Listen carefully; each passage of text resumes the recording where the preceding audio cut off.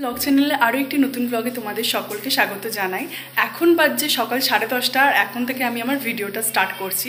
তো চলো ভিডিওটা দেখতে থাকো। আমি নিচে ছিলাম, রান্না করছিলাম, যখন ওপরে এলাম তখন দেখলাম ভাই আমার ঘরে এসে বসে পেপার পড়ছে। তো আমি ওকে বললাম যে তুই আমার ঘরে পেপার পড়ছিস কেন? ও বলল না আমি তোর ঘরেই পড়বো। আর এরপর আমি নিচে চলে এসেছিলাম ঠাকুর ঘরে। আর ঠাকুর ঘরে এসে দেখি মা আমাদের গাছে যে কাঁঠাল ধরেছিল 5টার মধ্যে তার মধ্যে একটা নামিয়েছে। আর কাঁঠালটা না এখনও পাকেনি, তো ওর জন্য মা কাঁঠালের মুখের গড়াটাতে একটু চুন দিয়ে রেখেছে যাতে খুব তাড়াতাড়ি পেকে যায়। আর ভাই বলছে দিদি দেখ কত বড় কাঁঠালটা হয়েছে। আসলে ভাই কাঁঠাল খেতে খুব ভালোবাসে। এরপর আমি আবার নিচে চলে এসেছিলাম আর বাবা সবজি বাজার করে চলে এসছে। আর এখানে দেখতেই পাচ্ছ এখানে ঘি করলা আছে।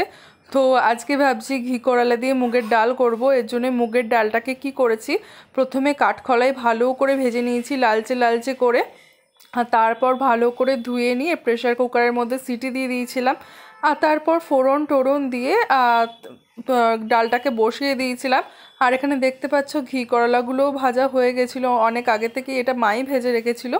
তো অর্ধেকটা ঘি করলা মা এমনি শুধু ভাতে দিয়ে খাওয়ার জন্য রেখেছিল, আর অর্ধেকটা আমি ডালে ভেজে দিয়ে দিয়েছিলাম।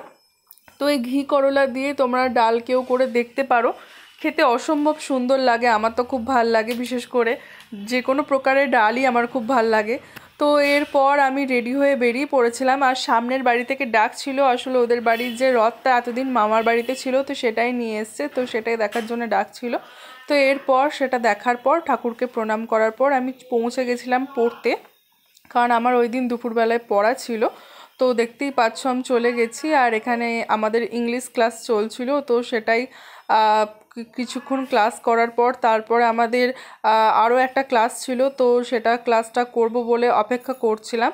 আর এরপর ক্লাস হয়ে গেছিলো আর বাড়ি চলে এসেছিলাম।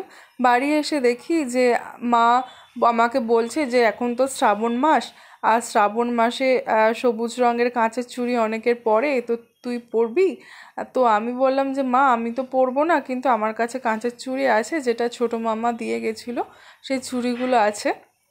তো মা বললো ঠিক আছে তাহলে দে আমি পরবো।